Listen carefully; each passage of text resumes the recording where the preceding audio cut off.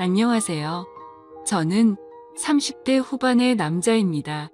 제게는 너무나도 비참하고 원통스러운 일이 있습니다. 그동안 누구에게도 말하지 못했고 저 혼자서만 소갈이하면서 끙끙 앓고 있었습니다.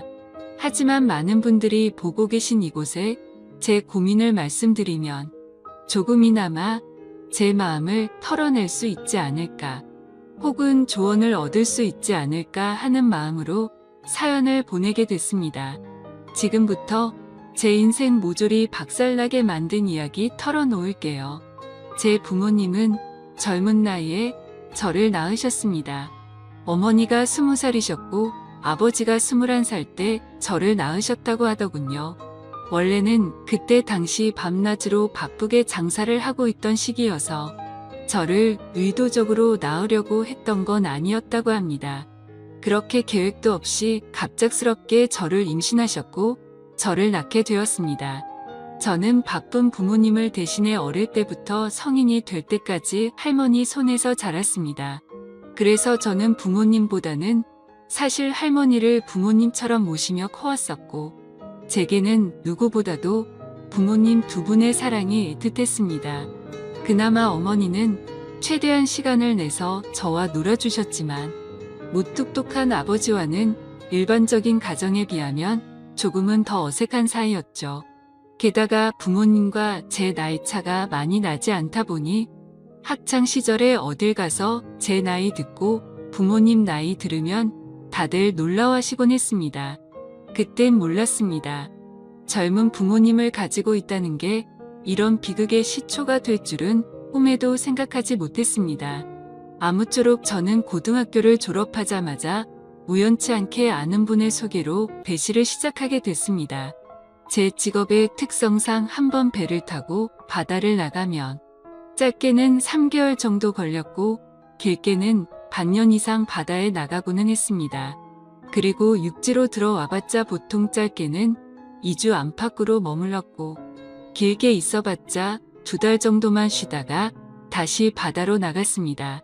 이러한 부분들이 조금은 힘들 때도 있었지만 사람은 익숙함이 무섭다더니 계속해서 하다 보니 힘든 것도 잘 모르겠더라고요. 그렇게 남들과는 다른 생활을 극복하면서 지내다 보니 어느새 제가 타는 배 안에서의 직급도 차츰 올라갔고 연봉도 대기업 연봉 부럽지 않게 벌어서 만족하고 있었습니다. 내성적인 성격이었기에 가끔씩 육지로 내려와도 연애할 생각도 크게 나지 않았고, 긍정적으로 생각하려다 보니 제 나이대 친구들보다 돈을 훨씬 많이 버니까 그게 마냥 좋았죠.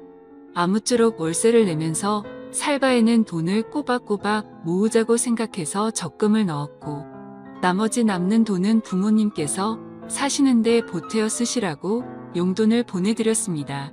그렇게 시간이 흘러가다 보니 제 나이도 어느덧 20대 중반이 되었습니다. 처음에는 일도 힘들고 생활에 익숙하지 않았던 터라 여자 생각은 전혀 나지 않았는데 일은 눈 감고도 할 정도로 익숙해져 갔고 모아놓은 돈만 많이 쌓여가다 보니 그때부터는 많이 외로워지더라고요. 그래서 저는 친구를 통해 소개팅 좀 시켜달라고 하게 됐습니다. 그렇게 육지로 들어올 때마다 소개팅을 받았죠. 근데 항상 문제가 되는 건 다름 아닌 제 직업이었습니다. 항상 데이트를 즐겁게 하다가도 제가 일하는 방식을 들으면 하나같이 여자들은 기겁을 하더라고요. 이해가 되지 않는 바는 절대 아니죠. 한번 육지로 와봤자 길어야 2달만 머무르다 헤어지고 바다로 나가면 길게는 반년 이상을 보내다 오는데 어찌 보면 기약 없이 이런 만남을 이어가야 하는데 문제가 아닐 수가 없었죠.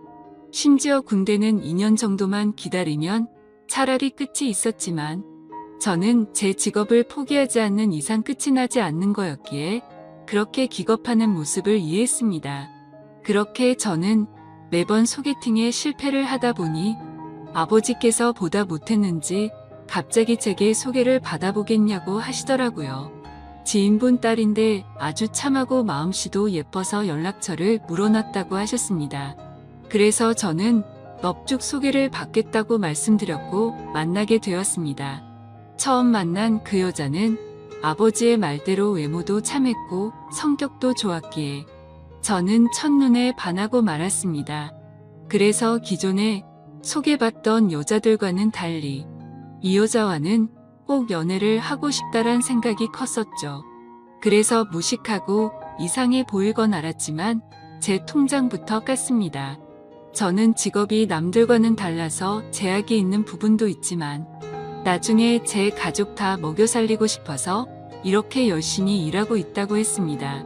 그러자 그 여성분은 갑자기 웃으시더라고요. 비웃는 게 아니라 첫 만남의 통장을 보여주는 제 모습에 갑자기 너무 귀엽고 웃겨서 웃었다고 했죠. 그 순간 저는 이 여자의 행동을 보고 마음속으로 그린라이트인가? 라는 생각이 들었습니다. 그래서 저는 더 침착하고 조심스럽게 말했습니다. 제가 바다로 나가고 육지에 머무르는 그런 기간들에 대한 얘기부터 시작해서 이것저것 많은 대화들을 나누었습니다. 그리고 제 진심을 알아줬는지 저희는 교제를 시작하게 되었습니다. 남들과는 너무 다른 교제 방식에 미안하기도 했지만 다른 사람에게 참아 보낼 수가 없었습니다. 많이 이기적인 걸 알았기에 제 모든 진심을 다해서 아껴주고 사랑해줬습니다. 그래서 아내와 1년 정도 사귀었을 무렵 저는 아내에게 프러포즈를 하게 됐습니다. 못난 저 때문에 이렇게 제약적인 만남을 해주는 것도 미안한데 고생하는 모습 보고 싶지 않다고 했습니다. 처가댁은 저희 집과 마찬가지로 돈이 많거나 그런 건 아니었습니다. 평범하게 직장 생활을 하고 계신 장인어른과 가정주부로 살아오신 장모님이셨죠. 그리고 제 아내는 공부에는 별 관심이 없었지만 지방 대학을 나와서 중소기업에서 격리로 일을 하고 있었습니다. 근데 회사에서 집까지 왕복 2시간이 넘게 걸리는 거리라 늘 마음이 쓰였습니다. 그래서 저는 그런 아내를 더 편하게 해주고 싶은 마음과 평생을 함께 하고 싶은 마음에 결혼하자고 하게 되었던 거죠.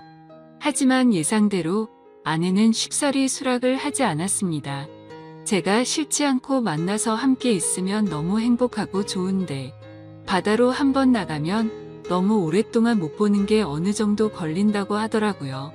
근데 평생 그럴 걸 생각을 하니 생각할 시간이 필요할 것 같다고 했습니다. 그래서 저는 지금처럼 연애를 하면 내가 육지로 나와서도 우리는 약속 시간을 정해서 서로 만나고 또다시 집으로 헤어지고 하는 거 시간이 아깝지 않냐고 했습니다. 함께 같이 살면서 조금이라도 더 오랫동안 계속 붙어 있는 게 좋지 않겠냐고 말했죠. 그리고 제 진심을 담아서 말했습니다. 출퇴근하느라 고생하는 것도 그만했으면 좋겠고 하루라도 빨리 우리를 닮은 아기를 낳아서 더 행복한 가정 만들고 싶다고요. 그러자 아내는 고민 끝에 결국 제 프로포즈를 수락해줬습니다. 그렇게 저희는 서둘러서 양가 어른분들을 모시고 상견례를 마쳤고 다음에 육지로 돌아왔을 때 결혼하기로 날짜까지 정하게 됐죠. 참으로 미안했습니다. 제가 신혼준비를 도와주지 못해서 아내는 제 어머니와 같이 대부분의 결혼식 준비를 함께하게 되었고 그러는 과정에서 친엄마 친딸처럼 친해졌더라고요. 그래서 저는 아내와 상의 끝에 저희 부모님을 모시고 함께 지내기로 했습니다. 아무래도 제가 자리를 비운 사이 혼자 쓸쓸히 지낼 아내를 생각하니 마음이 쓰이더라고요. 그렇게 저희는 결혼식을 하게 되었고 참 감사하게도 저희는 허니문 베이비가 생기게 되었죠.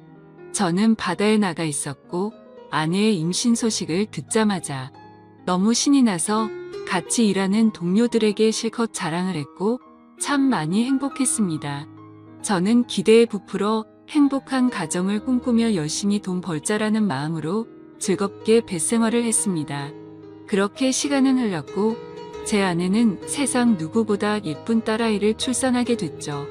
정말 어릴 적부터 꿈꾸던 가정을 만들고 있는 것 같아서 눈물나게 행복했고 제 인생에 아내와 딸만 있으면 그 어떤 일도 다 할 수 있겠다고 생각했습니다. 그리고 앞으로 아이가 생겼는데 분가를 하는 게 좋을지 물었습니다. 아내는 제 말처럼 혼자 지냈으면 무섭고 외로웠을 것 같다며 부모님과 지내는 게 지금은 생각보다 좋다고 만족해 하더라고요. 저희 부모님도 아내가 참 예쁘고 일도 잘해서 너무 사랑스럽다고 칭찬 일색이셨고 같이 지내면서 손주도 보면 좋을 것 같다고 하셨습니다. 그렇게 저는 모든 것이 다 완벽하다고 느끼고 있었습니다. 하지만 그 완벽한 날들은 오래가지 못했습니다. 정말 슬프게도 제 어머니가 갑작스럽게 교통사고로 돌아가셨습니다. 길을 가다가 급히 무던 횡단을 하시다가 달려오던 차에 치여서 세상을 떠나시게 된 거죠. 그때는 어머니를 잃은 슬픔에 잠겨 다른 생각들은 전혀 할 수가 없었습니다. 그로 인해서 앞으로 벌어질 비참한 비극은 생각조차 못했습니다.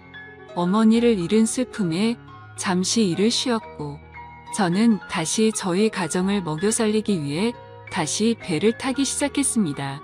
그래서 그날부터 저희 집에는 제 아버지와 아내 그리고 딸아이만 있었죠.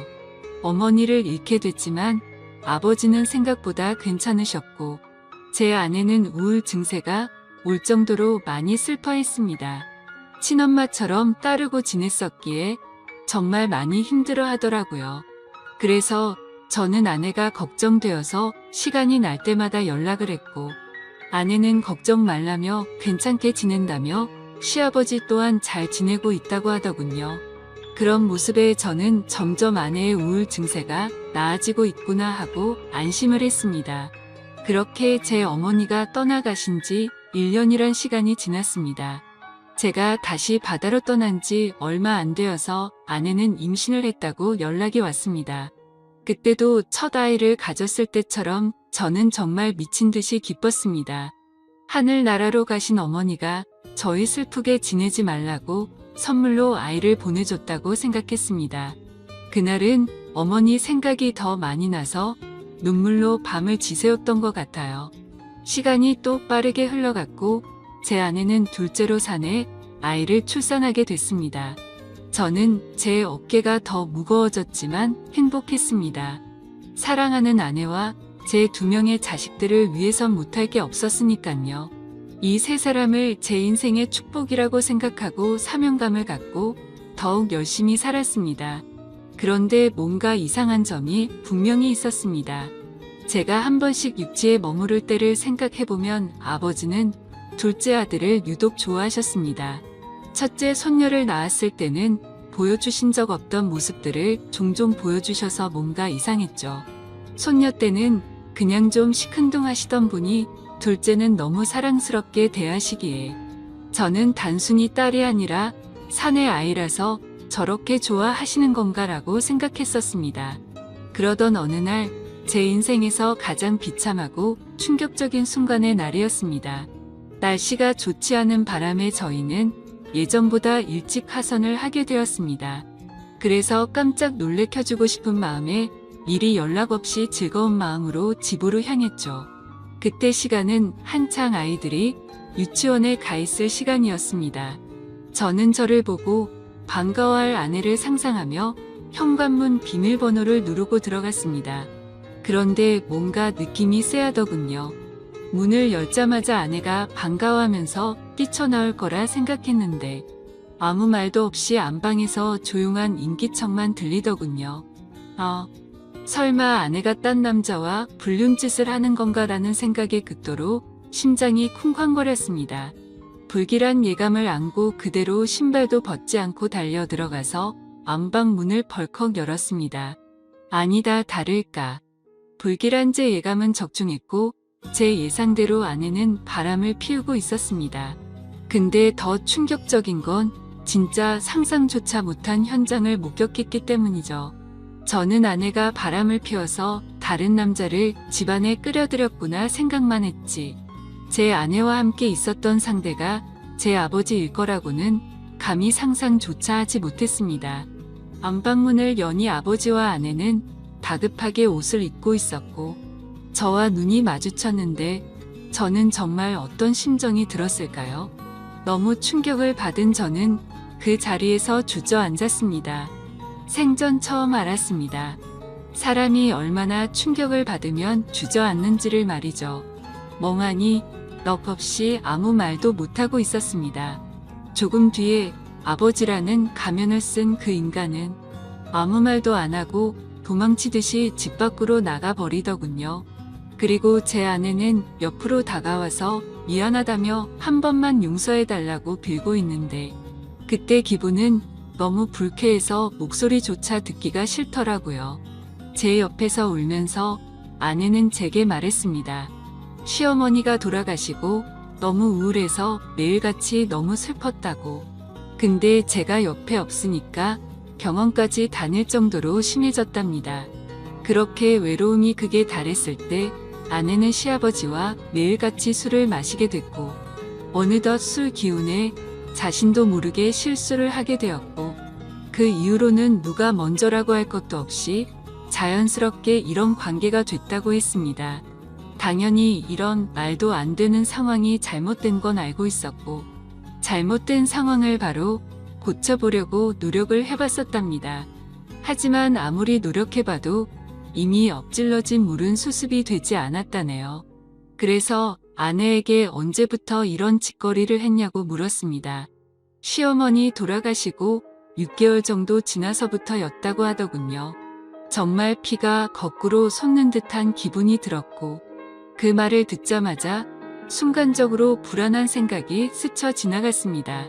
왜냐하면 아버지가 둘째 아들만을 유독 특별하게 아끼던 모습들이 떠올랐기 때문이죠. 저는 앞뒤 가릴 거 없이 직설적으로 물었습니다. 둘째 아들이 내 아이 맞냐고 하니까 아내는 아무 말도 없이 고개를 숙이고 있더라고요. 제가 빨리 대답하라고 소리 지르니까 아내는 미안하다며 울기만 하더라고요. 니네가 짐승이지 진정 사람이냐며 있는 힘껏 소리를 질렀습니다. 현관문이 열려 있어서 동네 사람들이 수군대면서 쳐다보고 지나가는데 그딴 건 전혀 눈에 들어오지도 않더군요. 저는 그 자리에 더 있다가는 정말 크게 사고를 칠 것 같아서 일단 집 밖으로 뛰쳐나갔습니다. 어떻게 이런 일이 실제로 일어날 수가 있나 생각했고 그 충격은 절대로 쉽게 헤어나올 수가 없더군요. 그래서 며칠 동안 정신을 잃어서 쓰러질 때까지 술을 마시고 모든 연락을 끊고 있었습니다. 그 힘든 와중에도 어떻게 해야 하나 현실적인 생각들을 하게 되더라고요. 이혼을 한다고 하더라도 제가 현실적으로 아이를 혼자 키울 수도 없는 상태였고 그렇다고 배운 게 이것밖인데 지금 하고 있는 직장을 그만둘 수도 없지 않나 생각했습니다. 게다가 제 아내가 몰래 만나던 남자가 무려 제 친아버지입니다. 사실 지금도 아버지라고 적지만 그런 관계라는 게 역겨울 뿐입니다.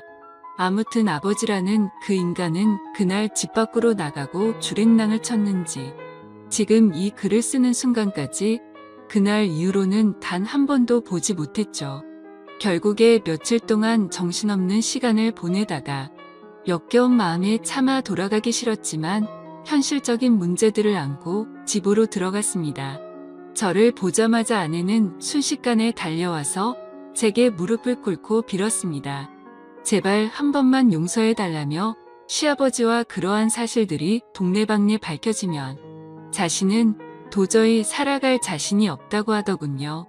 2번 다시 이런 일 없을 테니까 용서해달라고 빌었고 현실적으로 제가 어떻게 할 방법이 없으니 일단 당장은 그냥 대충 알겠다고 말했습니다. 사실 그날 이후로 말도 잘 섞지 않았습니다. 말만 용서를 한다고 한 거지 어떻게 용서가 될까요? 아무튼 이제는 제 아들인지 알았던 그 아이는 아들인지 형제인지 알 수가 없는 말도 안 되는 계족보가 되었습니다. 하지만 아무리 괜찮은 척 해가면서 억지로 테이프질을 한다고 이게 메워질까요? 그날 이후 저는 심각할 정도로 의처증이 걸린 것 같았습니다. 하루라도 아내와 연락이 안 되면 극도로 불안해지고 초조해져서 미쳐버릴 것 같더라고요. 그때부터는 제 생활은 엉망진창이 되었고 일상이 파괴되다시피 했습니다. 배를 타고 나가서도 일도 손에 안 잡히고 그때 역겨운 상상들이 떠오르고 도저히 버틸 수가 없겠더라고요. 결국 끝내 저는 정신과까지 다니면서 약을 먹고 치료를 받았죠. 병명은 공황장애와 폐쇄공포증까지 겹쳐서 생겼다고 하더라고요. 그래서 저는 그날 이후 제가 애착심을 갖고 일하던 배실을 그만둘 수밖에 없었습니다. 그렇게 결국 배실을 그만두고 먹고는 살아야 했기에 관련 업종의 직업에 취직했고 예전과는 비교도 안 되는 부족한 월급을 받으면서 집으로 들어가 살게 되었습니다. 하지만 지금 생각해보면 제 스스로도 이상하다고 느낄 만큼이나 정신적인 압박감이 심했던 것 같습니다. 아내와는 하루가 멀다 하고 매일 같이 싸우기 바빴습니다. 그리고 제정신을 유지하는 게 싫어서 퇴근하면 항상 술을 취할 때까지 마셔댔죠. 그런 관계를 지속해오다 보니 결국 아내도 참고 참다가 결국 이혼을 하게 되었습니다. 아이들은 아내가 데리고 살기로 했고 저는 너무 괘씸한 아내에게 양육비는 1년치만 주겠다고 했더니 아내는 아무 말도 하지를 못하더군요.